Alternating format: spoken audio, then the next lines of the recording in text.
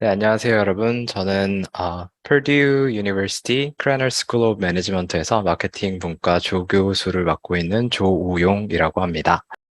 네, 그래서 오늘 발표 주제는 In the Company of Strangers, Social Influence from Anonymous Peers and its Underlying Mechanisms in Video Games인데요. 굉장히 긴데 사실 부제에 이제 제가 뭐 한지는 다 나와 있습니다. 그래서 소셜 인플루언스에 대해서 이제 이야기를 해볼 거고요. 그 게임상에서 만나는 되게 내 친구는 아닌데 처음 만나는 그분들에게서 어떤 영향이 있는지, 그리고 그 사람들로부터 소셜 이펙트가 발생한다면 어떤 언더라잉 메커니즘에 의해서 그런 것들이 발생하고 그게 주는 임플리케이션이 무엇인지에 대해서 이야기해 보고자 합니다. 자, 근데 시작하기 앞서서 지난주에 이제 뭘 했는지 좀 리뷰하는 차원에서 제가 슬라이드 하나를 준비를 했는데, 사실 지난주에 이러한 얘기들을 많이 했어요. 트리트먼트 이펙트 에스티메이션을 할 때, 또는 우리가 폴리시 이펙트를 측정을 할 때 충족되어야 할 여러 가지 어썸션들이 있습니다. 그 중에 하나가 서파인데요. Stable Unit Treatment Value Assumption.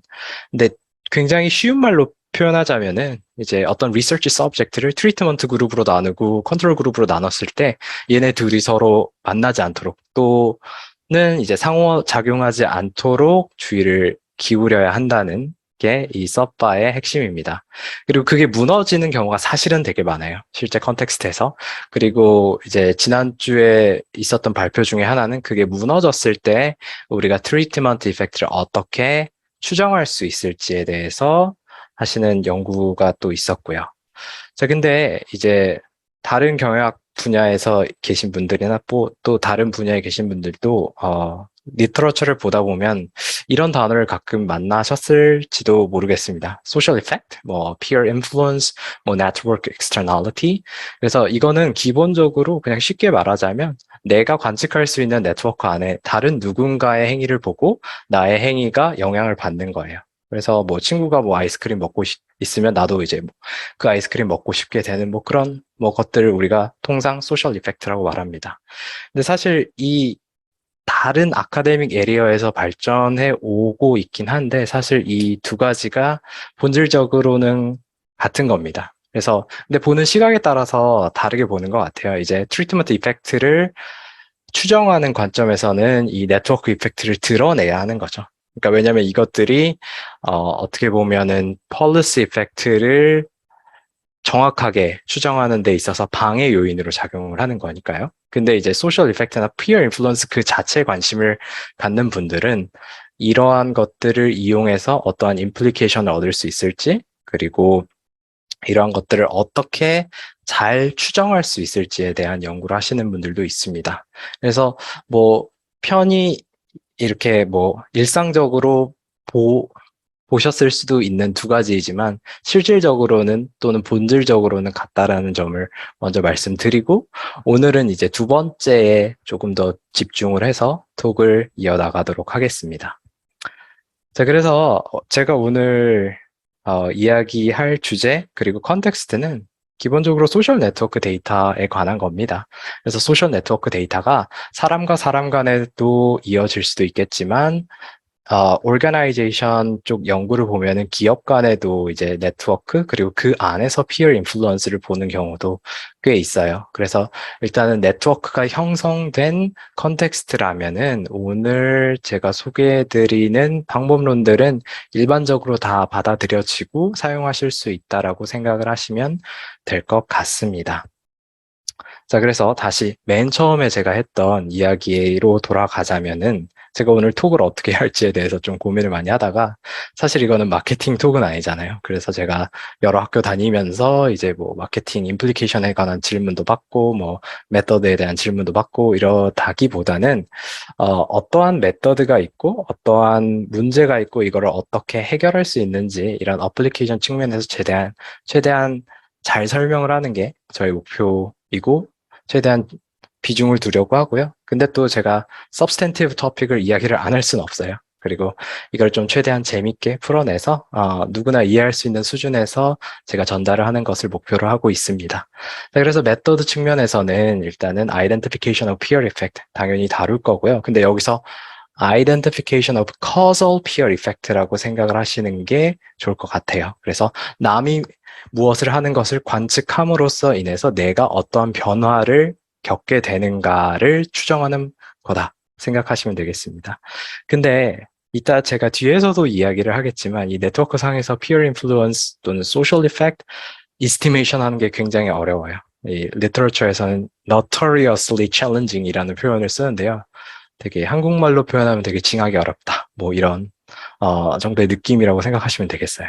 그래서 그 이유 중에 세 가지가 가장 큰 원인이라고 하는데요. 이 세 가지 챌린지에 대해서 차근차근 짚어보도록 하겠고, 사실 리터러처는 많이 발전해 있어요. 그래서 이 세 가지 챌린지가 있음에도 불구하고 이런 것들을 어떻게 해결할 수 있는지, 그리고 인스트루먼트를 이용한 방법을 사용하긴 할 건데, 트래디셔널한 투 스테이지 리그레션 말고 컨트롤 펑션 어프로치를 사용하는 방법에 대해서 좀 알아보고 소개를 하고 넘어가도록 하겠습니다.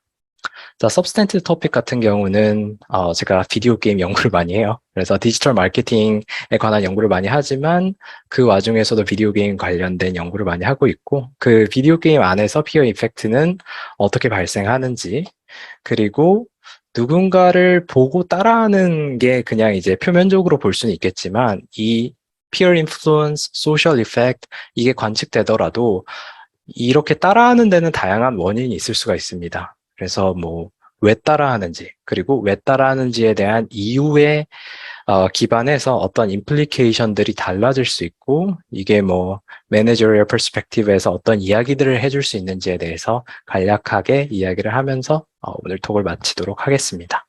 그래서 제가 substantive 토픽을 처음에 조금 이야기를 할 거고요. 그 중간에 메서드 얘기를 좀 길게 할 겁니다. 그리고 마지막에 가서는 다시 substantive 이야기를 하면서 이제 마치도록 하겠습니다.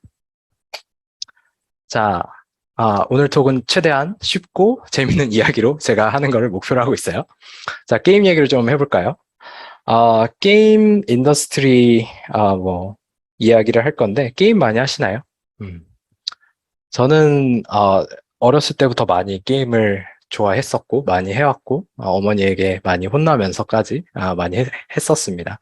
근데 이제 박사 한 3학년 때부터는 잘 바빠지면서 못하긴 했는데요. 어쨌든 게임이란 게 사실 많이 성장해 왔습니다. 이제 엔터테인먼트 인더스트리 분야에서 가장 큰 분야를 확보하고 있고요. 이거는 성별에 따라서 조금 다를 수도 있고 세대에 따라서 조금 다를 수는 있습니다. 근데 이제 가장 최근 통계를 보시면 이제 2021년 통계를 보시면 미국에서만 47 billion 인더스트리 레버뉴가 나왔어요. 근데 사실 이거는 감은 잘 안 오죠. 그냥 큰 돈이다. 이런 생각은 드는데 사실 비교를 해보면 또 돈을 어디 많이 쓸까요? 뭐 넷플릭스나 디즈니 플러스, 훌루 뭐 이런 스트리밍 서비스. 한국에서는 뭐 왓챠 많이 보시나요? 뭐 이런데 돈 쓰는 거가 이제 41 빌리언입니다. 그래서 많긴 하지만 게임에는 안 되죠. 그리고 또 다른 거 엔터테인먼트 생각해 보면은 뭐 음악 듣는 서비스, 뭐 스포티파이 아니면 뭐 한국에서 멜론, 뭐 벅스 뮤직 이런 거 다 하면은 인더스트리 레버뉴 10 빌리언 나오고요. 그리고 미국인들이 가장 사랑하는 스포츠, 네, 많은 변화가 있긴 합니다만 여전히 NFL이 가장 인기가 많아요. 그래서 가장 성공적인 프로페셔널 스포츠 리그의 세일즈도 팬데믹 직전에 보면은 15 빌리언이에요. 그래서 엔터테인먼트 사이즈를 놓고 보면은 굉장히 많은 청크를 차지하고 있는 게 비디오 게임 인더스트리입니다. 그래서 근데 좀 아쉬운 점의 하나는 경영학 분야에서 비디오 게임에 관한 연구가 많진 않아요. 다른 분야에 비해서. 마케팅은 특히 이제 참치캔이나 뭐 스파게티 소스 뭐 이런 거 가지고 연구하시는 분들은 굉장히 많은데 사실은 게임 연구하시는 분들이 많이 없어서 좀 안타깝긴 합니다. 자, 그래서 좀 이야기를 연결해서 나가자 보면, 이 비디오 게임이란 게 좀 최신 비디오 게임 이런 거 말고도 사실 클래식한 것들도 사람들이 많이 여전히 하고 있습니다. 뭐, 혹시 넷플릭스에서 이거 보셨나요? 퀸스 갬빗? 저는 되게 재밌게 봤는데, 사실 이게 또 유행하면서 사람들이 체스 열풍이 불어서 한때 집에서 할 것도 없고 코로나 때문에 이제 체스닷컴에 가서 굉장히 많이 게임을 했다는 기사도 있습니다. 사실 미생 뭐 드라마 유행할 때 한국에서 뭐 바둑 열풍 이랬던 거랑 비슷하죠. 그래서 어쨌든 클래식하거나 아니면 모던데이 비디오 게임이거나 사람들 또는 소비자들은 많은 돈을 그리고 시간들을 비디오 게임에 할애합니다.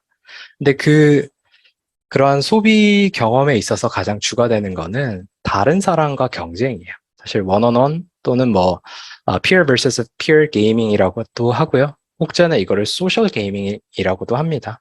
그래서 남과 붙어서 내가 이겼을 때 이제 재미가 나오고 그것들이 또 다른 뭐 추가적인 유료 아이템 구매라든지 다음번 비짓이라든지 그런 거에 영향을 주는 거죠. 뭐 다양한 사례가 있겠죠. 어떻게 세대가 겹칠지 모르겠습니다만 제가 되게 10대 뭐 되게 초등학생 때 뭐 그럴 때는 뭐 이런 게임들을 많이 하면서 자랐고요. 또 요즘에도 근데 이런 소셜 게이밍도 굉장히 많죠. 전 세계적으로 인기 있는 피파 시리즈도 플레이를 하시면은 내가 모르는 누군가와 시합을 펼칠 수가 있고요. 모바일 게임 중에 가장 유명한 클래시 로얄도 뭐 그런 것 중에 하나다라고 생각하시면 되겠습니다. 자, 그래서 이런 게임에 참여하게 되면서 자동적으로 소셜 네트워크에 사실 소비자들은 이렇게 노출이 되게 돼요. 그래서 다른 사람들이 무엇을 하는지 자연스럽게 보게 되고요. 그리고 그들이 하는 무언가를 따라하게 되기도 하고, 나 자신도 그들에게 영향을 주기도 합니다. 그래서 이제 이러한 것들의 게임 회사 입장에서는 뭐 어떻게 보면 달가운 거죠.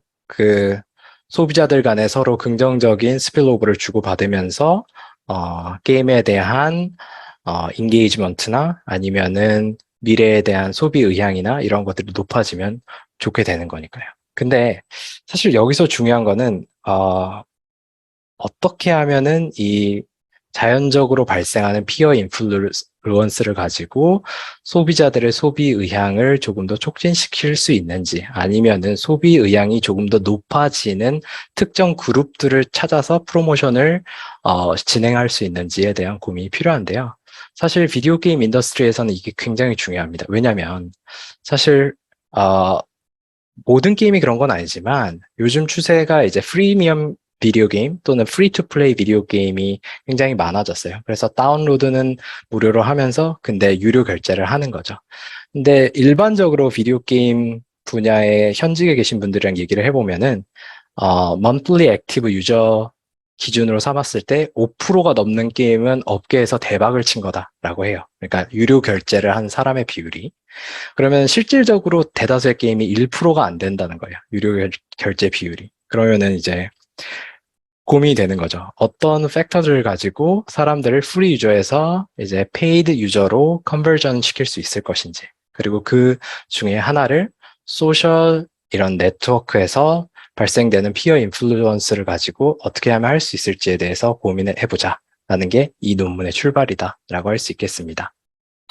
근데 이제 리터러처를 보면 사실 이제 마케팅뿐만 아니라 다른 여러 경영학 분야 또는 뭐 사회학 분야, 뭐 심리학 분야, 여러 사회과학 분야에서 피어 인플루언스는 많이 다뤄져 왔어요. 그리고 여기서 제가 헐딩이라는 표현을 썼는데 일단 이것도 헐딩, 뭐 피어 인플루언스 소셜 이펙트 같은 맥락입니다. 그래서 다른 누군가의 행동을 보았을 때 나도 비슷하게 따라가는 것을 헐딩이라고 해요. 그래서 사람들은 다양한 컨텍스트에서 소비자들은 그들의 친구들 또는 그들이 관측할 수 있는 다른 사람들의 행동들을 따라하게 되어 있다는 것은 너무나도 자명하게 나와 있습니다.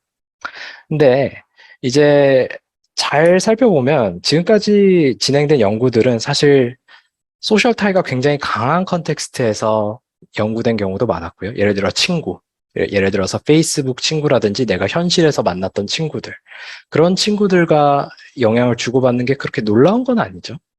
또는 이제 한편의 연구들은 크라우드 이펙트라고 해서 소비자 전체가 얼마나 선택한 물건, 뭐 이런 식으로 이제 내가 아는 사람들은 아니지만 대다수가 어떤 의견을 보였을 때 이것을 어떻게 받아들이는지. 그래서 크라우드 이펙트를 연구하시는 분들도 있었습니다. 그래서 뭐 프렌드랑 크라우드 이펙트를 어떻게 이렇게 좀 다르게 추정할 수 있을지에 대한 연구도 있었고요. 또는 이제 상황적인 요인에 따라서 이 소셜 이펙트가 어떻게 달라지는가에 대한 연구들은 있어 왔습니다. 근데 사실 이번 연구에서는 이 내가 확실하게 알고 있는 사람 또는 내가 모르는 사람의 대다수라기보다는 내가 모르는 사람인데 나만 만났던 사람들, anonymous peer라고 제가 정의를 했는데요. 뒤에서 조금 더 이야기를 하겠지만 어떻게 보면 모르는 사람이지만 나랑 인터랙션이 있었던 사람들에게서도 내가 소셜 인플루언스를 받을 수 있을까? 그리고 그거를 받는다면 내가 어떠한 이유 때문에 영향을 받는지, 그리고 그것으로 인해서 임플리케이션이 어떻게 달라지는지에서 이야기를 해보고자 합니다. 그 리터러처를 보면은 또 소셜 인플루언스, 피어 인플루언스 관련 리터러처에서 적극적으로 다루지 않았던 것 중에 하나가 이 언더라잉 메커니즘이에요. 그러니까 소셜 이펙트를 퀀티파이 하기는 하지만 그 소셜 이펙트가 왜 일어나는지에 대한 질문을 던지는 연구들은 상대적으로 굉장히 적습니다. 그리고 우리 경영학뿐만 아니라 기존 학계의 소셜 인플루언스 리터러처들을 보면은 이 굵직굵직한 네 가지 언더라잉 메커니즘들에 대해서 이야기를 하고 있어요. 그래서 저는 이 네 가지 중에 무엇이 가장 셀리언트한 드라이버인지 이 세팅에서 한번 보여드리고자 합니다. 사실 이 네 가지보다는 더 있는데요. 근데 가장 굵직굵직하고 좀 리터러처가 많이 정립되어 있는 언더라잉 메커니즘은 이 네 가지라서 제가 이렇게 준비를 했습니다. 그래서 첫 번째는 informational influence입니다. 그래서 뭐 검은색 박스 안에 들어간 영어를 그냥 편하게 읽으셔도 되겠지만 그냥 제가 편하게 말씀을 드리자면은 내가 남들을 따라하는데 그게 왜 따라하는 거냐면 내가 이 상황에 대해서 지식이 좀 부족하거나 내가 사고자 하는 물건에 대해서 내가 잘 몰라요. 그래서 다른 사람들이 뭘 사는지, 어떤 브랜드를 사는지 관측을 하고, 저거면 되겠다 하고 나의 불확실성을 해소하고 나의 구매 결정을 내리는 이러한 것들을 informational influence라고 합니다. 예를 들어서 기저귀 같은 경우, 이거는 그냥 저의 사례인데요. 이건 뭐 여담인데, 제가 기쁘게도 이제 좀 있으면 아빠가 됩니다. 이제 아이가 나와요. 근데 이제 제가 살면서 기적이라는 제품을 신경이나 썼을까요? 모르죠. 네, 기적이라는 게 존재한다는 건 알았지만, 기적이 브랜드 또 어떤 프로덕트 피처가 있고 어떤 걸 유념해서 봐야 되는지는 전혀 모릅니다. 그래서 저는 불확실성이 크죠. 근데 이제 저 같은 경우 주변의 선배 엄마 아빠들이 어떤 기저귀를 사용하고 있는지, 그리고 어떤 브랜드를 사용하고 있는지, 어떤 기능성이 강조된 거를 어, 구매하고 있는지를 보면서 저의 행동을 결정하는 행위를 보인다면 그거는 이제 인포메이션 인플루언스가 되겠죠. 남들로부터 배우고 나의 불확실성을 해소하는 거니까.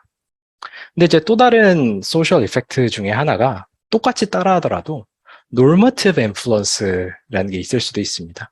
이제 쉽게 말해서 내가 속한 사회 내에서 사회 규범으로 받아들여지는 것에 대해서 내가 그것을 따라가고자 하는 인간의 순수한 경향이에요. 어, 사실 이거는 사진을 보여드리는 게 가장 설명하기는 쉬울 것 같아요.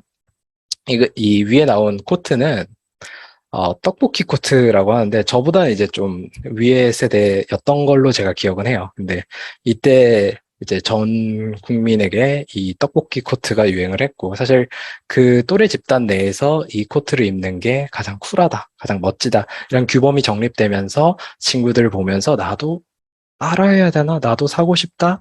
이런 느낌을 받게 되는 것들을 normative influence라고 할 수 있겠죠. 이제 밑에는 이제 조금 이제 최근 사례인데 이제 롱패딩이라든지 뭐 또는 이제 남자 고등학생들 같은 경우 특정 브랜드 패딩을 많이 이제 따라서 이제 또래 집단으로부터 영향을 받아서 산다든지 그런 것들이 보여진다면 normative influence가 되겠죠. 그리고 또 다른 것 중에 하나는 이거는 이제 모르시는 분들이 많은데 competitive concern이라는 게 있습니다. 이거는 그냥 쉽게 풀이했을 때 이제 경쟁적인 상황이에요. 경쟁적인 상황에서 내가 관측할 수 있는 누군가가 어떤 행동을 했어요. 근데 내가 그걸 따라하지 않는다면 나에게 손해가 되는 겁니다. 나의 입지에 큰 디스어드밴티지로 작용을 하는 거죠.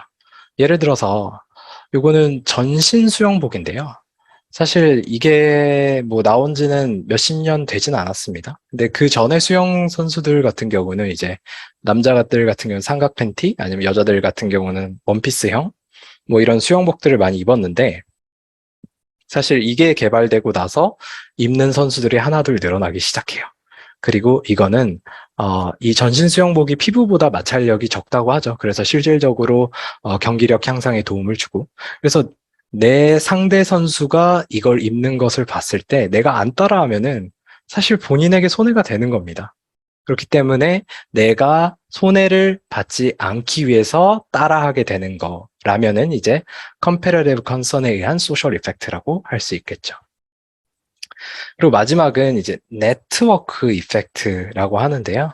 네트워크 이펙트는 어떤 뭐 혁신이라든지 물건이라든지 서비스라든지 내가 알고 있는 사람들이 이거를 하나둘씩 사기 시작합니다.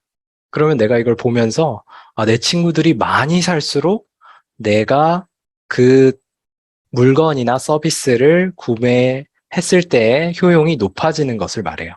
이것도 사실은 예시를 들어드리면 바로 와닿으실 텐데, 사실 코로나 전에는 우리가 줌이라는 걸 잘 몰랐잖아요. 네, 줌이 어느 날 갑자기 대세가 됐습니다. 대세 비디오 컨퍼런싱 툴이 됐죠. 근데 이제 기업 뭐 오르가나이제이션 컨텍스트에서 보자면은 이제 미국의 이제 학교들이 대학교 단위에서 자 코로나가 났으니 우리가 원격 수업을 해야 되니 어떠한 소프트웨어를 받아들여야 될지 결정을 해야 됩니다. 근데 옆 학교도 줌을 쓰고요. 저쪽 학교도 줌을 쓰기 시작해요. 자, 그러면은 우리 학교에서 웹엑스나 스카이프나 마이크로소프트 팀스나 이거로 가야 될 유인보다 줌으로 가면 사실 유틸리티가 더 커지죠. 그렇기 때문에 다른 사람들 또는 내가 관측할 수 있는 집단 내에서 어댑션이 많이 일어날수록 내가 따라할 유인이 커지는 경우 이거를 네트워크 이펙트에 의한 소셜 인플루언스라고 합니다. 뭐 똑같은 경우로 USB-C 포트가 있겠죠. 뭐 제조사들도 USB-C를 지원하는 기기가 늘어나다 보면은 이 포트를 지원하는 포트를 만드는 제조사들도 이 A 타입보다는 C 타입으로 전환해서 물건을 생산해야 될 유인이 커지니까 뭐 이렇게 비슷한 맥락의 네트워크 이펙트다 생각을 하시면 되겠습니다.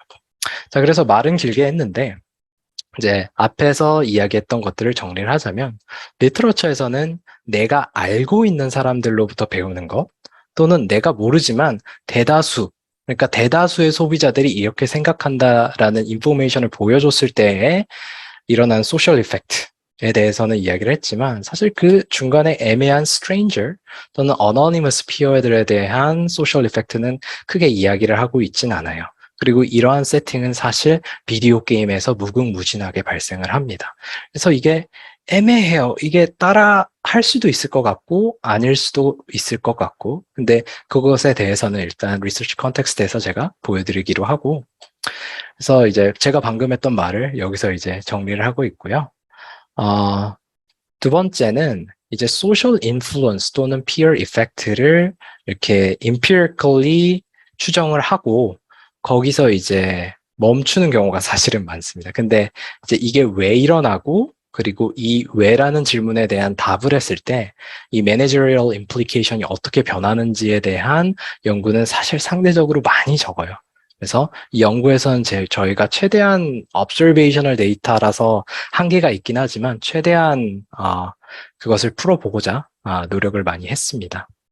그래서 research objectives를 좀 말로 풀어서 정리를 하자면 이 연구에서는요, 우리가 unknown peer 또는 anonymous peer라고 제가 정의를 했는데 우리가 스쳐 지나가는 사람들 또는 우리가 stranger라고 부를 수 있는 사람들에게서도 소셜 이펙트가 발생을 하는지 그리고 이게 사실 economically 의미가 있는지 그리고 이것들을 어떻게 구해볼 수 있는지에 대해서 이야기를 해보도록 하겠습니다. 그리고 두 번째로는 자 그러면 소셜 이펙트가 관측됐다고 치고 그럼 이게 왜 발생하는지 그리고 어떤 메커니즘이 가장 두드러지고 이것이 비디오 게임 회사들에게 의미하는 바는 무엇인지에 대해서 좀 이야기를 풀어보도록 하겠습니다. 그래서 프리뷰를 보여드리자면, 이제 스트레인저라고 부를 수 있는 이 어너니머스 피어들에게서도 실제로 비디오 게임 플레이어들이 소셜 인플루언스를 받고 있습니다. 그래서 저희가 엘라스티시티 텀으로 추정을 하긴 했는데, 뭐 추정은 다양한 방식으로 할 수 있어요. 근데 이제 좀 탄력성 측면으로 이야기를 해보자면은, 이제 내가 만났던 다른 유저들의 일반적인 유료 결제 아이템 구매 금액이 10% 증가했을 때 나의 다음 주 스펜딩이 1.17% 증가하는 것으로 나타났고요. 그 이제 다양한 메커니즘 중에서 이제 인포메이셔널 인플루언스가 가장 강력한 theoretical 메커니즘. 그러니까 내가 유료 결제 아이템이 얼마나 작동을 하는지 이게 돈값을 하는지 잘 모르는 거예요. 그러다 보니까 이제 다른 사람들을 보고 이렇게 배우고 이렇게 구매로 이어지는 이러한 행위들이 가장 두드러지는 메커니즘으로 나타났다. 사실 저는 개인적으로 컴패러티브 컨선이 가장 강력할 거라고 생각을 했는데 사실 그렇지는 않은 걸로 이제 나타났습니다. 네, 그래서 임피리컬 세팅을 하면서 이제 메서드 이야기를 좀 하려고 하는데요. 자, 연구는 비디오 게임 세팅에서 합니다. 네, 비디오 게임 세팅에서 하는데 스포츠 매니지먼트 게임 데이터를 얻었고요.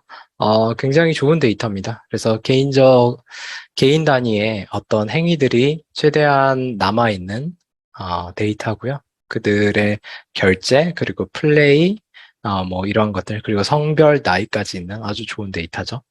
자, 스포츠 매니지먼트 게임인데 그냥 판타지 풋볼이라고 생각하시면 되고 내가 구단주가 돼서 어떤 팀을 경영을 하는 겁니다. 그래서 이제 뭐 선수도 스카우팅 하고요. 뭐 선수 뭐 해외 전지 훈련도 보내고요.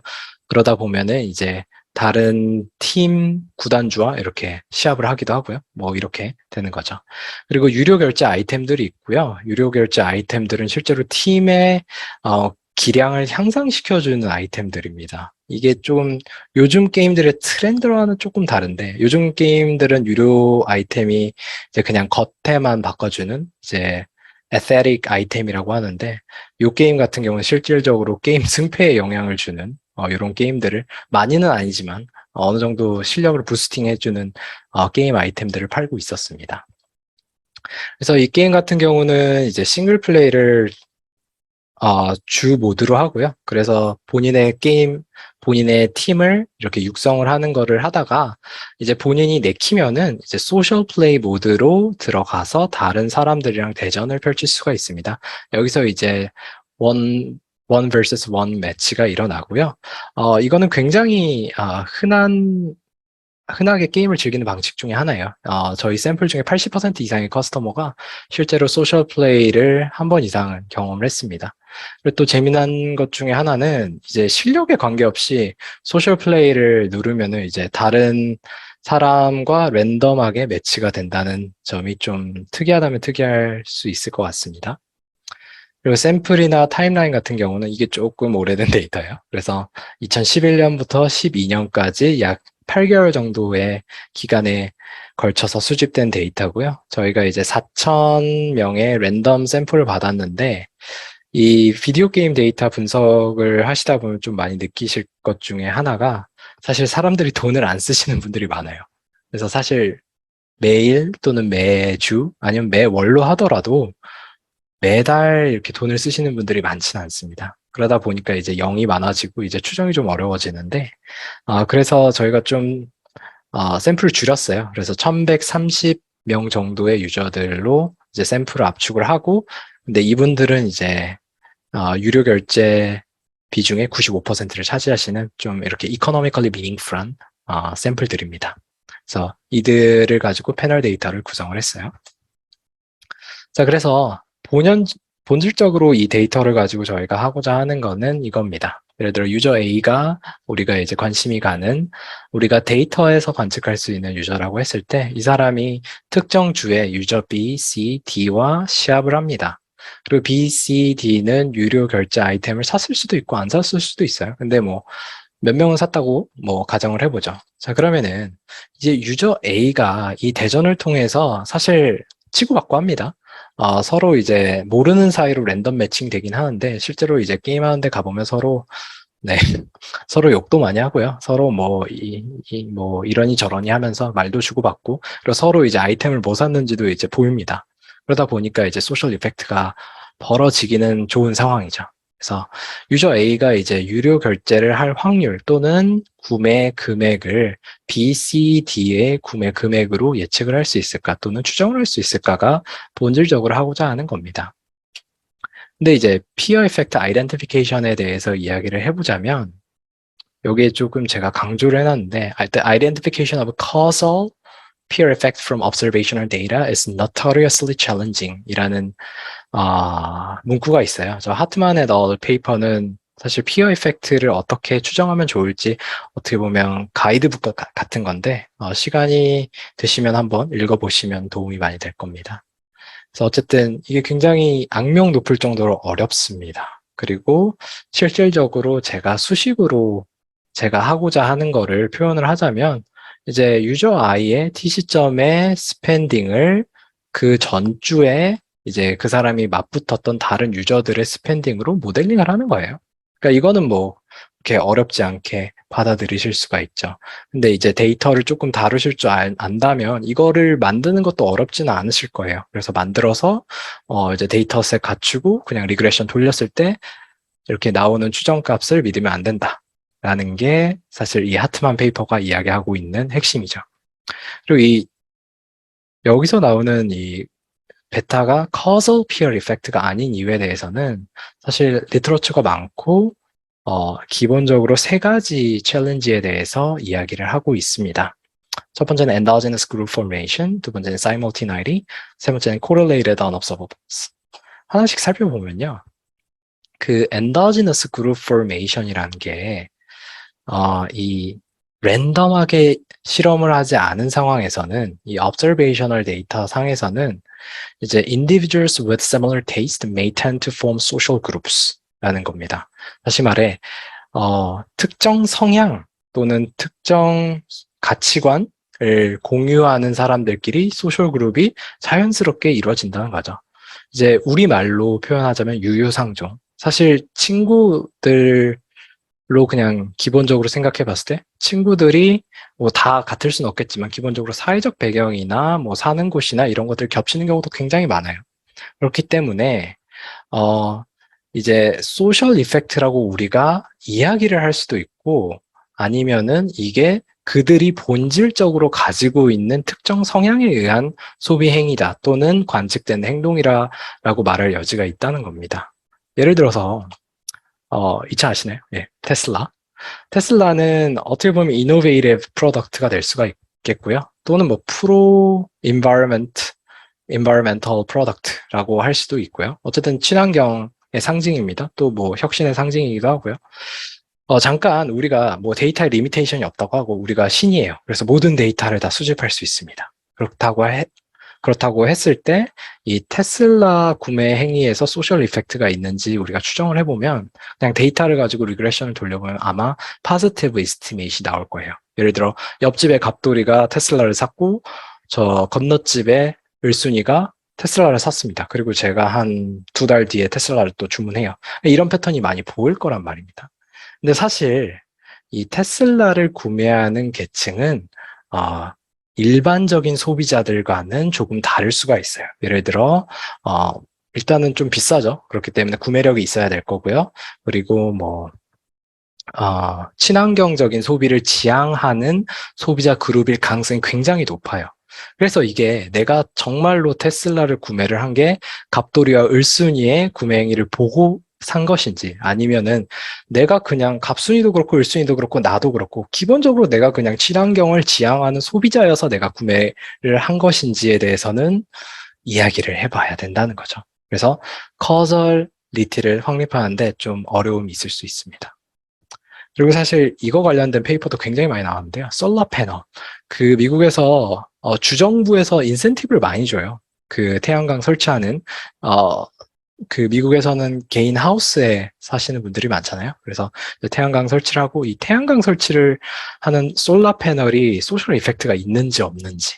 그래서 사실 이것도 잘 생각해 보면은 솔라 패널이 많이 들어서는 주가 사실 난방비가 비싸서 그것 때문에 사람들이 많이 구매를 하는 것일 수도 있고요. 또 아까 말씀드렸던 것처럼 친환경을 지향하는 소비자의 집단이 되게 두드러지는 지역일 경우 이런 행동들이 많이 나타날 수 있죠. 그렇기 때문에 우리가 섣불리 이게 causal peer effect라고 말하기는 조금 어려움이 있을 수 있다라는 겁니다. 그래서 그게 endogenous group formation의 핵심이 될 거고요. 그래서 일반적으로 이거를 솔루션이라고 하는 거는 뭐 제가 뒤에서 말하겠습니다. 인스트루먼트를 이용하는 방법, 뭐 randomization in peer network formation 이건 조금 얘기를 제가 더 하겠습니다. 뒤에서 또는 이제 individual random effect 또는 fixed effect를 활용하는 방법. 그 데이터 세팅을 이제 패널 데이터로 가져가시는 경우에는 이런 것들이 도움이 될 수가 있겠죠. 왜냐하면은 이제 기본적으로 친환경적인 성향이 있다라고 했을 때 그것이 시간에 따라 크게 변하지 않는다면 사실 individual level fixed effect나 random effect를 넣었을 때 그런 것들을 많이 이제 흡수를 하고 causal peer effect만 뽑아낼 수가 있겠죠. 사실 이 세팅 같은 경우는 제가 아까 언급을 해드렸다시피 되게 다행이었어요. 저희 세팅 같은 경우는 사실 저는 이게 그렇게 좋은 세팅인지 모르겠지만 뭐 연구를 하기엔 좋죠. 그래서 유저들이 되게 랜덤하게 매칭이 돼요. 이걸 보시면은 이게 티어라고 되어 있는데 사실 이게 레벨입니다. 그러니까 레벨 1부터 시작해서 22까지 있어요. 중간에 좀 몰려 있죠. 어쨌든 뭐 이게 되게 벨 쉐입으로 나오진 않고 뭐 여기서 있다가 또 이렇게 올라가는 게 되게 힘들고 또 여기 고인물들이 좀 있고 뭐 이런 느낌의 패턴입니다. 자, 근데 이제 유저들이 그 매치마다 레벨 컨비네이션이 어떻게 되어 있나가 봤을 때 사실 이게 짙은 농도가 짙을수록 많이 된 거고요. 농도가 옅을수록 적게 된 건데 사실 모든 컨비네이션이 나오긴 했어요. 이게 뭐 예쁘게 디스트리뷰션이 되진 않았지만 그건 아마 이게 티어 디스트리뷰션 자체가 이렇게 좀 이상하게 돼 있어서 이제 컨비네이션도 이렇게 된 거다. 저희는 결론을 내렸고요. 어쨌든 이상적입니다. 그래서 랜덤 매칭입니다. 엔더지너스 그룹 포메이션 없습니다. 라고 했을 때 사실 발표를 다른 곳에서 했을 때 커멘트 받은 것 중에 하나가 사실 이게 랜덤 매칭이라고 할지라도 그때 이렇게 랜덤 매칭을 하는 거거든요. 그래서 예를 들어서 밤에 이제 새벽에 게임을 하시는 분들이 있을 거고 낮에 게임을 하시는 분들이 있을 거예요. 일반적으로 밤에 게임을 하시는 분들이 새벽까지 게임을 오래 하실 가능성이 있고 그들이 헤비 스펜더일 수도 있다. 그러면 이제 사실 엔더지너스 그룹 포메이션이 또 해당이 되는 거죠. 그렇기 때문에 아까 박지용 교수님이 언급했던 것처럼 이 네트워크 데이터에서 굉장히 이 온갖 이슈들이 이렇게 나타납니다. 이런 식으로. 그래서 뭐 이거 뭐 실력에 따라서 크게 상관이 없더라도 그 시간대 선택을 하는 것은 또 유저들의 초이스이기 때문에 그것에 관련돼서 엔더지너스 그룹 포메이션이 나타날 수도 있으니 이제 뒤에 나오는 인스트루먼트를 통해서 그 부분도 해결을 하려고 합니다. 자, 두 번째는 simultaneity 또는 reverse causality라고 할 수도 있는데요. 뭐 우리말로 어떻게 이쁘게 번역을 해야 될지는 모르겠어요. reverse causality는 뭐 번역이 되는데 simultaneity는 좀 애매합니다. 그래서 제가 이걸 가져왔어요. 계란이 먼저인지 닭이 먼저인지. 이게 뭘 말하는 거냐면 이제 우리가 데이터를 가지고 있다고 했을 때 우리가 관측을 매 주마다 했다고 가정을 해보죠. 뭐 어떻게 보면 가장 합리적으로 관측할 수 있는 데이터의 타임 포인트라고 생각을 해요. 이렇게 봤을 때 이게 가정적으로 말해서 제가 유료 아이템을 구매를 했어요. 월요일에. 그리고 제 친구가 있습니다. 제 친구가 그걸 보고 나도 유료 아이템을 구매해야겠다 해서 수요일에 샀어요. 그리고 금요일에 제가 한 판 더 붙었는데 제 유료 아이템을 구매했네. 그리고 제가 이제 토요일 정도에 또 삽니다. 그러면은 이제 이런 문제가 발생하죠. 이게 제가 토요일에 구매한 행위가 제 친구 때문에 산 건가요? 아니면은 제 친구를 사게 만든 저 때문에 산 건가요? 그러니까 그런 문제가 발생을 하는 거죠. 그러니까 뭐가 먼저인지 모르게 되는. 사실 이게 뭐 정말 마이크로 레벨로 이렇게 관측하지 않는 한 이런 리버스 커살리티 문제도 생길 수가 있습니다. 네트워크 데이터에서는. 그렇기 때문에 이제 일반적으로 이야기를 하는 거는 템퍼럴 오더링이라고 해서 내 친구로부터 관측된 행위들은 항상 이제 먼저 보는 거고, 그러니까 이제 제가 이제 모델링하는 디펜던트 베리어블 같은 경우는 그 다음 주, 다음 월 또는 다음 날, 뭐 이런 식으로 이렇게 템포럴 오더링을 주는 거죠. 그렇게 하면, 어, 최소한 이제 그런 이렇게 왔다 갔다 하는 리버스 커살리티는 막을 수가 있으니까. 그래서 사실 많은 연구들이 이렇게 하고 있고요. 근데 여기서 멈추지 않고 인스트루먼털 베리어블까지 하면은 더 좋다는 사람들도 있고, 사실 이거는 골든 룰은 없습니다. 그래서 이제 연구자에 따라서 취사 선택을 하는 것 같고요. 사실 그냥 실질적인 얘기를 말씀드리자면 리뷰어의 요청이 있느냐, 없느냐에 따라서 인스트루먼트까지 들어가느냐, 안 들어가느냐가 결정이 되는 것 같습니다. 자, 그러면 여기서 잠깐 인스트루먼트 얘기를 하자면요. 인스트루먼트는 사실 크게 고민하실 필요는 없어요. 그 이코노믹 리터처 그리고 뭐 경영학 리터처도 마찬가지고요. 사실 많이 개발은 돼 있습니다. 자, 여기서 인스트루먼트는 기본적으로 이제 렐레번스와 익스클루전 컨디션을 둘 다 충족을 해야겠죠. 그래서 인스트루먼트가 이제 내 친구들이 얼마나 돈을 쓰는지, 유료 결제 아이템을 얼마나 사는지에 영향을 줘야 되지만 이 베리어블은 또 내가 얼마를 사용하는지에 대해서는 영향을 주면 안 돼요. 그래서 이게 사실 어려울 것 같지만 이 리터러처를 보면은 그 intransitive triad 또는 partially overlapping groups를 이용하라는 suggestion이 있습니다. 그리고 이 브라멀리 et al. 페이퍼를 보시면 이 되게 이쁘게 많이 증명을 많이 해 놓으셨어요. 그렇기 때문에 이거는 가장 일반적으로 받아들여지는 인스트루먼트다 생각을 하시면 되겠고, 이걸 좀 편하게 표현을 하자면 이거는 실제로 제가 논문에 넣기 위해서 제가 만든 트라이아드인데, 예를 들어 저희가 관심이 있는 게 유저 A라고 해보죠. 유저 A가 지난주에 유저 B랑 C랑 이제 매치를 했습니다. 그리고 유저 B가 뭐 얼마 정도 썼고 유저 C가 뭐 3,000원, 5,000원 뭐 이 정도 썼다고 하면은 저희가 관심 가지는 건 이 B와 C의 영향이 유저 A의 스펜딩에 미치는 영향이죠. 자, 근데 이게 앞서 언급한 이유들 때문에 이제 어렵다 보니까 그러면은 이제 유저 B가 만났던 다른 친구들을 이용해 보자라는 거예요. 그래서 유저 B가 또 그 전주에 유저 D와 E와 시합을 했고 유저 C는 F와 시합을 했다고 합시다. 그러면 D와 E 그리고 F는 유저 A랑 시합을 한 적은 없어요. 그래서 유저 A는 D, E, F의 행위를 보진 못합니다. 여기서 D, E, F가 유저 B, C에게 영향을 미치는 걸 이용해서 유저 A의 스펜딩을 이제 모델링할 수 있다는 게 이 intrinsic triad의 핵심적인 아이디어라고 할 수 있는데요. 사실 exclusion condition은 직관적으로 보이시죠? 유저 D, E, F는 유저 A가 만난 적이 없습니다. 만난 적이 없기 때문에 이들이 얼마를 샀던 유저 A에게 직접적으로 영향을 주진 못하죠.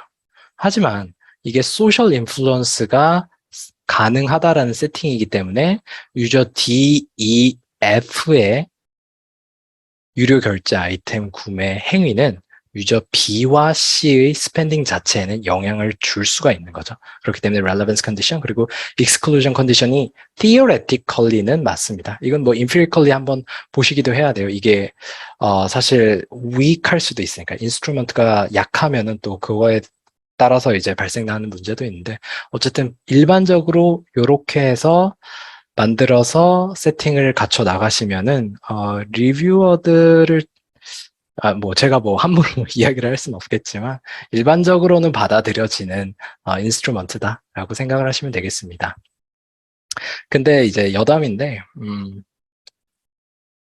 이거를 코딩을 하시면 되게 머리가 복잡해져요. 이게 되게 실제로 이제 소셜 네트워크 데이터를 받아보면 되게 좀 정리가 안 된 데이터도 있지만 뭐 그걸 정리한다 손 쳐도 이 친구의 친구인데 이 유저랑 인터랙션을 안 한 친구를 찾는 게 이게 머릿속으로는 되게 쉽게 말할 수가 있는데 이제 데이터상에서 코딩으로 구현하는 게 조금 저의 경험에 따르면 조금 버거웠습니다. 네, 쉽진 않았어요. 유저가 되게 많았거든요. 그러니까 유저가 저희가 1,100명을 보고 있지만 그 사람들의 친구는 뭐 5명씩, 10명씩 만났다고 치면 10배로 불죠.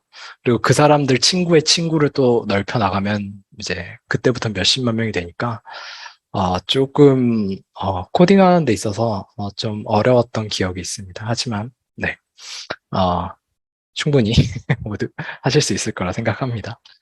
자, 마지막 챌린지는요. Correlated Unobservable인데요. 이거는 크게 뭐 어려운 건 아닙니다. 그냥 일반적으로 할 수 있는 이야기고요. 예를 들어서 뭐 어떤 그룹을 봤더니 그 친구 그 포컬 유저의 친구들이 아이템을 샀는데 뭐 한 하루 이틀 있다가 그 사람도 샀어요. 그러면 이걸 소셜 이펙트라고 봐야 되는지인데 사실 그 주에 이제 프로모션이 있었던 겁니다. 이제 디스카운트가 들어갔고 뭐 아니면 뭐 지역 단위로 들어갔거나 아니면 그 주의 모든 유저들에게 뭐 30% 할인, 40% 할인 이렇게 들어갔다면 사실 그러한 unobservable 팩터들이 이제 구매 행에 영향을 미친 거지. 이제 이거를 소셜 이펙트라고 이야기할 수는 없는 거겠죠. 그렇기 때문에 이런 것들은 일반적인 솔루션, 예를 들어서 뭐 individual fixed effect 아니면 time fixed effect 이렇게 넣으시면은 일반적으로 해결되는 걸로 리터러처에서는 제안을 하고 있습니다. 자, 그래서 모델로 이제 넘어가자면요. 네. Two-way fixed effect 모델을 저희가 사용을 하고 있고요. 여기서 이제 dependent variable은 유저 i가 week t에 이제 얼마나 유료 결제 아이템을 구매하는가입니다.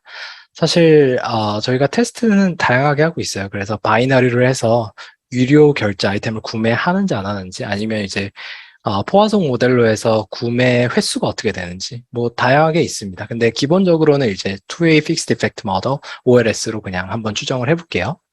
자, 그리고 여기서 가장 키가 되는 변수가 피어 이펙트라고 제가 써놨는데, 피어 이펙트는 이제 유저 i가 지난주에 t-1 week에 이제 시합을 펼쳤던 다른 사람들의 평균 스펜딩입니다. 사실 평균으로 이제 가장 중심이 되는 행위의 평균을 내는 게 리터러처에서는 가장 일반적인 것 같고요.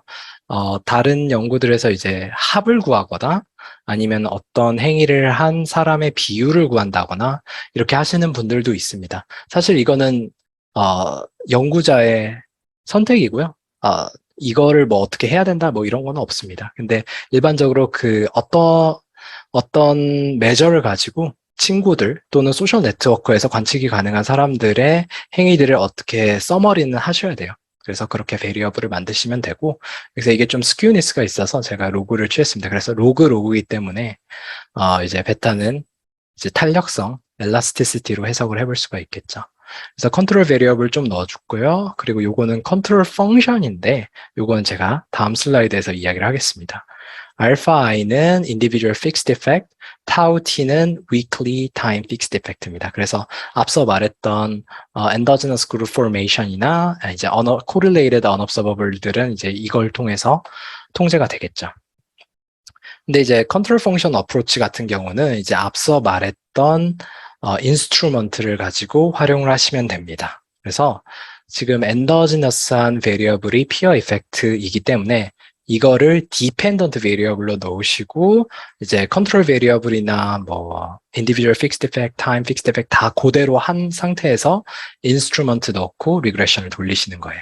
자, 여기서 인스트루먼트는 앞서 말했다시피 친구의 친구들의 스펜딩인데 이제 포컬 유저와 인터랙션이 없는 친구들을 찾으셔야 됩니다.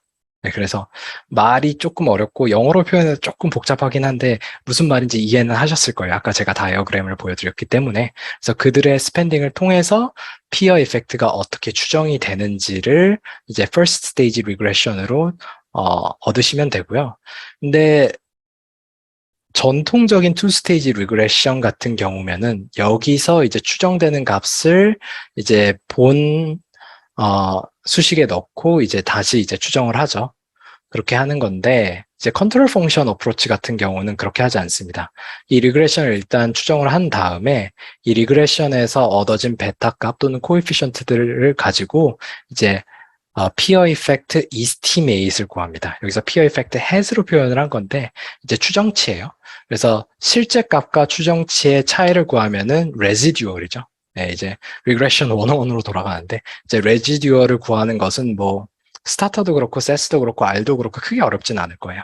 그래서 그렇게 구해서 한 컬럼을 만드시고 그거를 이제 본 수식으로 돌아가서 이거를 넣어주시면 됩니다. 넣어주시고 이제 본 수식을 추정을 하시면은 이제 피어 이펙트가 가지고 있는 엔더지나리티 문제가 이 컨트롤 펑션 또는 통제 함수를 통해서 어느 정도 해결이 된다라고 보시면 되겠습니다. 컨트롤 펑션 같은 경우는 이제 기본적인 아이디어는 이 통제 함수를 본 수식에 넣음으로써 이게 엔더지너스하게 그 피어 이펙트 변수를 엔더지너스하게 만드는 부분을 다 이제 빨아들인다라고 생각을 하시면 될 것 같아요. 제가 여기서 뭐 그릭 레터스를 다 써가지고 이렇게 뭐 보여드리고 하는 걸 슬라이드를 만들기도 했었는데 그렇다기보다 이렇게 좀 말로 개념을 먼저 설명을 드리는 게 맞는 것 같아서 이렇게 말씀을 드리고요. 그리고 이제 컨트롤 펑션이나 전통적으로 사용하는 투 스테이지 리그레션이냐 그러면은 뭐가 더 좋은지에 대해서 좀 질문이 있을 수도 있는데 일반적으로는 컨트롤 펑션 어프로치가 더 플렉시블한 것 같아요. 저의 경험상 트래디셔널 투 스테이지 리그레션이 잘못된 건 전혀 아니고요. 근데 컨트롤 펑션 같은 경우는 리터러처에서 이야기하기로는 디펜던트 베리어블이 non continuous인 경우에 조금 더 맞는 경우가 있고 사실 두 번째가 가장 강력하죠. 그래서 엔더지너스한 변수에 우리가 인터랙션을 넣어서 보고자 할 때 이럴 때는 트래디셔널 투 스테이지 리그레션 같은 경우는 인터랙션 텀을 만들면은 그것도 엔더지너스해집니다. 그렇기 때문에 또 인스트루먼트를 찾으셔서 또 프리딕티드 베리어블을 만드셔야 돼요. 근데 컨트롤 펑션 같은 경우는 그거 하나만 넣으시면은 그냥 인터랙션을 하든 뭐라든 크게 상관이 없어요. 그 theoretically 다 그 엔더지너스한 파트가 그 통제 함수가 다 흡수를 하게 되어 있습니다. 그리고 이제 사실 그 squared term을 보고 싶을 때가 있죠. 그 quadratic effect나 뭐 inverted U-shape, 뭐 U-shape effect를 보고 싶을 때 사실 squared term이 special case of interaction term이긴 한데 그런 경우에도 이제 적용을 할 수가 있습니다. 그래서 컨트롤 펑션이 할 수 있는 건 되게 많아요. 그리고 저의 경험상 이제 추정하시기에도 더 편해요. 그래서 레지듀얼을 만드시고 그냥 이제 하나의 변수로 이제 수식에 넣으시면 되니까 그때부터 이제 하시고 싶은 거를 맘대로 하면 됩니다. 물론 이제 그 인스트루먼트가 정확하게 밸리드한 인스트루먼트라는 거는 보여주셔야 돼요. 그래서 밑에 이제 제가 페이퍼를 하나 넣어놨는데 이게 마케팅에서는 되게 좀 되게 프로덕티브한 스칼라들이시고요. 이분들이 이게 논문은 아닌데 이렇게 가이드라인을 만들어 놓으신 게 있어요. 엔더지나이티를 어떻게 어드레스 하는지. 그래서 이거는 뭐 구글 스칼라에 치시면은 다운로드 할 수 있으니까 되게 자세하게 그리고 또 쉽게 설명이 되어 있습니다. 그래서 방법론적인 같은 뭐 수식이나 이렇게 해석하는 것들은 이쪽을 보시면 조금 더 도움이 많이 되실 거예요.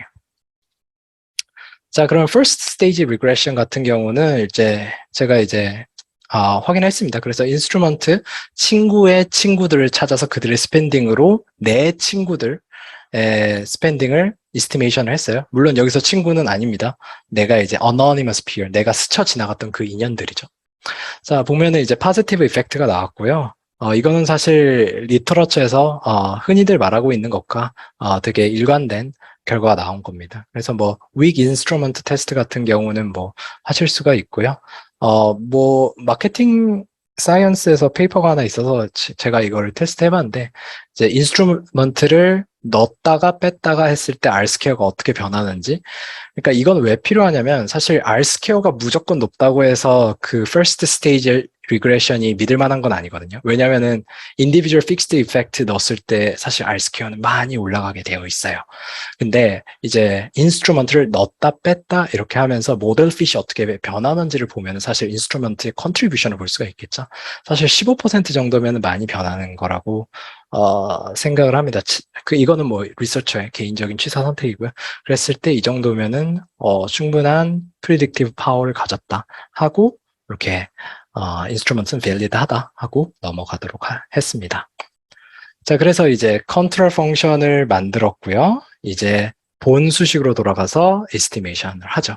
자, 그래서 리서치 퀘션 첫 번째로 돌아가서 그러면 우리가 스쳐 지나갔던 인연들 우리가 게임에서 알지는 못해요. 친구는 아닌데 우리가 같이 시합은 했고 서로 욕도 주고 받았어요. 그런 사람들한테 우리가 얼마나 영향을 받을까라고 한번 살펴보면은 피어 이펙트 베리어블을 제가 다양하게 만들어 봤어요.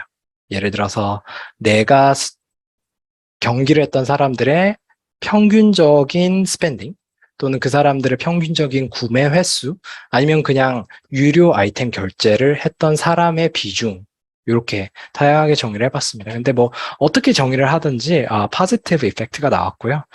실질적으로 이제 다음 주에 내가 구매를 하는데 되게 경제학적으로 되게 의미 있는 영향을 미치는 거죠. 자, 첫 번째 컬럼 가지고 이제 인터프리테이션을 해보자면 아까 로그 리그레션이기 때문에 이제 탄력성 함수로 보시면 됩니다. 그래서 0.117이 나왔기 때문에 이제 내 친구들, 내 어너니머스 피어들의 유료 결제 금액이 10% 증가했을 때 다음 주 나의 구매 금액이 1.17% 증가한다. 이렇게 해석을 하시면 되겠고요. 근데 뭐 다른 다른 임플리케이션을 원하시면 사실 로그를 빼고 뭐 다른 식으로 구성을 하시면 좀 이제 현업에 계신 분들이랑 인터랙션하기 좋은 결과치를 또 얻을 수도 있습니다. 근데 다르게 해도 다 포지티브 이펙트는 나왔어요. 자, 근데 사실 앞서 나온 테이블은 엄청난 컨트리뷰션이 있진 않아요. 솔직히 말해서. 근데 여기서 저희들이 좀 집중하고자 하는 컨트리뷰션은 그러면 이 소셜 이펙트가 있는데 왜 따라하는지 적어도 비디오 게임이라는 레브뉴가 되게 시그니피컨트한 이 인더스트리 안에서 이 사람들이 왜 서로 따라하고 다른 사람들의 영향을 받고 하는지에 대해서 이야기를 해보고자 합니다. 제가 앞서서 4가지 굵직굵직한 메커니즘이 있다고 말씀을 드렸어요. 근데 그 중에 이제 네트워크 이펙트 같은 경우는 저희가 제거를 했어요. 왜냐하면 이제 그 유료 결제 아이템을 많이 쓴다고 해서 사실 그 사람이 쓰는 효용이 높아지진 않거든요. 이게 무슨 뭐 혁신적인 아이템도 아니고 사실 그 비디오 게임 안에서 이제 나타나 있는 아이템들이기 때문에 뭐 크게 그게 그러한 네트워크 이펙트 때문에 사람들이 따라할 거라고 생각하지는 않았습니다. 그래서 그것을 빼고 나머지 3가지에 대해서 테스트를 해봤는데요. 일단 인포메이션은 인플루언스 가능성이 있죠. 그래서 제가 이 게임을 처음 합니다. 그래서 잘 몰라요. 근데 친구들을 제가 이제 같이 경기를 했던 사람들을 잘 살펴보니까 유료 아이템을 이거저거를 사용해서 이렇게 하는구나 라는 걸 배웁니다.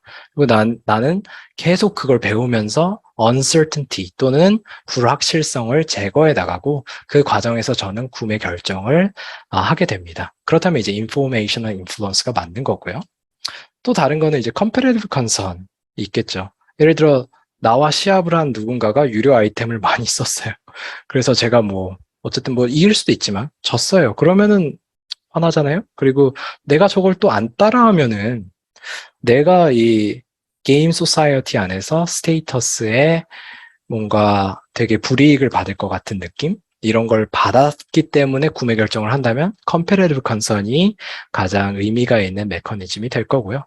마지막으로는 또 노머티브 인플루언스도 가능성이 있긴 합니다. 예를 들어서 그냥 보니까 사람들이 유료 결제 아이템을 구매를 해서 게임 플레이를 하는 게 일종의 사회 규범이에요.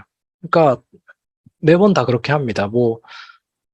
대다수가 그렇게 하고요. 그리고 공짜 아이템만 가지고 플레이하는 사람들은 되게 이상한 지탄을 받거나 막 그렇습니다. 그러면은 내가 그걸 따라하고 싶어져요. 그렇기 때문에 내가 구매를 결정했다면은 노머티브 인플루언스가 되겠죠. 그래서 이것들을 좀 테스트를 해보려고 하는데 사실 이제 앞서 말했던 띠어를 조금 더 쉽게 풀이를 하자면 이제 인포메이셔널 인플루언스가 말이 되려면 내가 그러면은 게임상에서 지식을 쌓아감에 따라 피어 인플루언스가 사라져야 돼요. 무슨 말이냐면 내가 이제 게임의 뉴비면은 이제 초보고 잘 모르면은 다른 사람들에게 많이 배우지만 내가 어느 정도 지식을 획득해 나갈수록 남들에게 이제 배우는 것 배우는 패턴들이 점점 사라져야지 이게 말이 되는 겁니다. 그래서 제가 experience 또는 contextual knowledge라는 construct를 여기 만들었고요. 이제 인터랙션을 통해서 이거를 한번 봤습니다. 여기 보시면은 contextual knowledge를 제가 다양한 방법으로 operationalization을 했는데요. 사실 얼마나 게임에 방문을 했는지 또는 소셜 매치에 얼마나 참여를 했는지 지금까지 또는 가입을 한 지 몇 주가 지났는지에 따라서 뭐 오퍼레이셔널라이제이션은 다릅니다만 거의 다 코릴레이션이 있고요. 이제 실질적으로 그 사람이 이 게임에 대해 얼마나 지식을 쌓아왔는지를 나타낸다고 보시면 되겠습니다. 자, 그래서 여기 이제 하이라이트 된 거 전에 보시면 피어 이펙트는 계속 시그니피컨트하게 살아있어요. 다시 말해서 메인 이펙트는 변하지 않는데 사실 컨텍스추얼 knowledge가 늘어날수록 사실 피어 인플루언스의 사이즈가 작아진다라는 것을 여러 다른 컬럼을 통해서도 일관성 있게 볼 수 있죠. 다시 말해서 사람들이 기본적으로 게임 안에서 무슨 게임 아이템을 사야 되고 어떤 걸 사서 플레이할지를 알아가면서 사실 남들이 뭐 사는지를 크게 뭐 신경을 안 쓰게 된다. 이렇게 생각을 하시면 되겠습니다.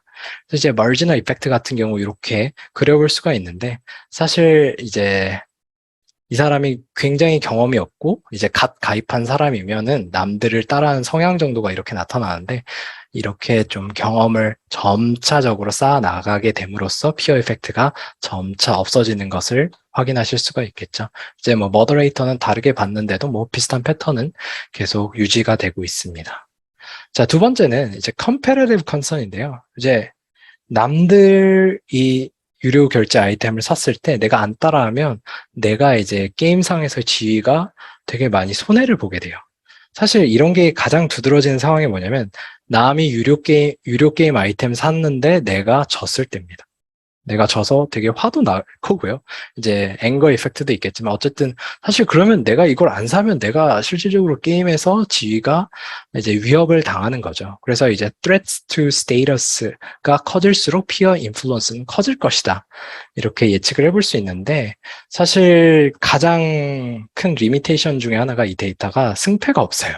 승패가 또 다른 테이블에 저장을 했는데 그거를 게임 회사에서 이제 오랫동안 보관을 안 하다 보니까 저희가 받지는 못했습니다. 그래서 좀 어떻게 최대한 이제 게임 승패를 예측해 보자고 한 게 이제 두 사람의 레벨 정보는 있었어요. 그리고 랜덤 매치이기 때문에 되게 얼토당토 않는 매치도 되게 많았습니다. 사실 뭐 레벨이 유저가 한쪽은 5고요. 저쪽은 뭐 8, 9면은 사실 8, 9 되는 유저가 이길 확률이 굉장히 높거든요. 그렇기 때문에 이제 어떠한 유저가 이제 소셜 매치에서 자기보다 높은 레벨의 다른 유저를 상대를 만났던 비율을 이렇게 다양한 방식으로 계산을 해서 이걸 통해서 이제 인터랙션을 해봤을 때 사실 뭐 크게 뭐 파지티브 이펙트 또는 뭐 아예 시그니피컨트 이펙트가 나타나진 않아서 뭐 이 컴패티브 컨서는 크게 셀리언트한 메커니즘은 아니다라는 결론을 내렸고요. 근데 이 메인 이펙트를 보시면 이제 내가 소셜 매치를 했을 때 나보다 레벨이 높은 사람들을 많이 만났을 때 이제 메인 이펙트는 사실 되게 시그니피컨트 합니다. 무슨 말이냐면 내가 이걸 이제 threats to status를 졌을 확률이라고 생각하면 내가 게임에서 많이 질수록 아이템은 많이 사는 거예요. 근데 이게 남들이 뭐 샀는지에 따라서 영향을 받지는 않는다는 겁니다. 그래서 졌을 때의 이펙트는 있지만 이게 소셜 이펙트 자체를 이렇게 변동시키는 이런 메커니즘으로 작동하지는 않는다라는 결론을 내려볼 수 있고요. 또 마지막으로는 normative influence인데 사실 이제 유료 결제 아이템을 사용하는 사람들을 많이 관측할수록 내가 이것을 사회 규범으로 인지하고 이거를 따라하게 되는 거거든요. 근데 사실 내가 관측한 사람이 3명, 뭐 4명일 때 이걸 사회 규범으로 받아들이기는 조금 어렵죠. 근데 내가 50명, 100명 만났는데 사실 그 사람들의 대다수가 이제 유료 결제 아이템을 많이 사용하고 있더라. 그러면 사실 사회 규범으로 생각하고 따라할 가능성이 많겠죠. 그래서 피어 인플루언스가 네트워크 사이즈가 내가 만났던, 내가 스쳐갔던 인연들이 많아질수록 어떻게 달라지는가에 따라서도 확인을 해볼 수가 있는데, 사실 보면은 뭐 의미 있는 인터랙션은 나오진 않았어요. 그래서 노르머티브 인플루언스가 그게 되게 강력한 메커니즘은 아닌 것으로 판단을 했습니다. 그래서 그렇게 테스트를 마쳤고요. 그래서 뭐 로버스니스 책은 여러 가지로 하고 있습니다. 근데 뭐 이거는 이 세미나에서 뭐 엄청 자세하게 다룰 필요는 없을 것 같아요. 근데 뭐 다양한 방면으로 저희가 아이덴티파이한 이 피어 인플루언스 또는 소셜 이펙트가 이제 밸리드한 결과값이다라는 것을 보여주기 위해 최선을 다하고 있습니다. 그래서 이제 좀 정리를 하자면 이제 influence from unknown peers 또는 anonymous peers, 우리가 친구는 아니고요. 뭐 대다수도 아니고 근데 어쩌다 만나신 분들이에요.